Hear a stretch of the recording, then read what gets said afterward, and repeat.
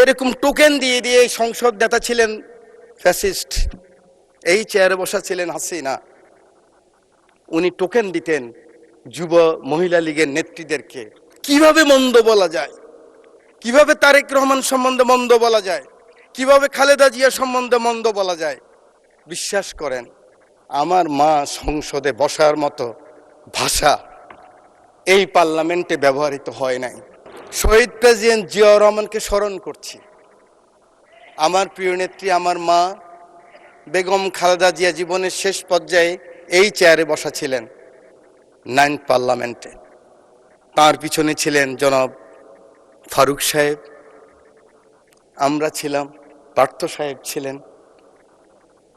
প্রথম দিন 1/11-এর পরে আমরা যখন 26 জন, ম্যাডাম খালেদা জিয়া 3 জন, 29 জন ছোট্ট রুমের মধ্যে পার্লামেন্ট পার্টির মিটিং হলেন, আমি সাইকোলজির ছাত্র, আরেকদিন বলেছিলাম, মুখ দেখেই বুঝেছি ম্যাডামের মনে অনেক কষ্ট। ম্যাডাম নিঃশ্বাস ছাড়লেন, বাম দিকে খন্দকার দেলোয়ার সাহেব বললেন, আর এই রাজনীতি করা হবে না, আপনারা যান, আমরা বয়কট করব। আওয়ামী লীগ আসলে আওয়ামী লীগ বয়কট করবে, আমরাও তো অনুষ্ঠানে যাব না, আমরা আসলে আওয়ামী লীগ আসবে না, এই রাজনীতি বন্ধ করতে হবে। 5 জনকে পাঠালেন, আমরা সেখানে গেলাম ওত অনুষ্ঠানে। সংসদ শুরু হলো, 1.5 মাসের মাথায় বিশ্বাস করেন আমার মা সংসদে বসার মতো ভাষা এই পার্লামেন্টে ব্যবহৃত হয় নাই।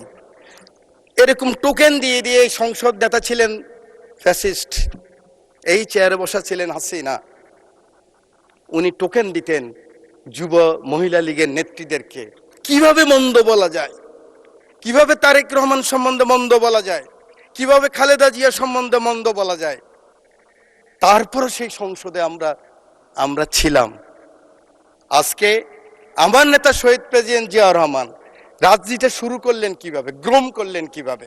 আমি তখন স্কুল থেকে কলেজে এসেছি। উনি ছাত্র, শিক্ষক, সাংবাদিক, সমাজের বিভিন্ন স্তরের মানুষকে নিয়ে গেলেন, সাংস্কৃতিক কর্মীদেরকে হিজবুল বাহারে, সেখানে তাদের সাথে আলোচনা করলেন। আমার সুযোগ হয়েছিল, আমি ফার্স্ট ইয়ার থেকে সেকেন্ড ইয়ার উঠলাম বিশ্ববিদ্যালয়ে।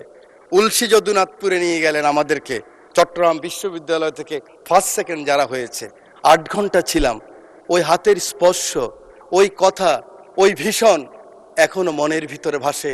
হয়ে গেলাম জাতীয়তাবাদী শক্তির একজন সৈনিক।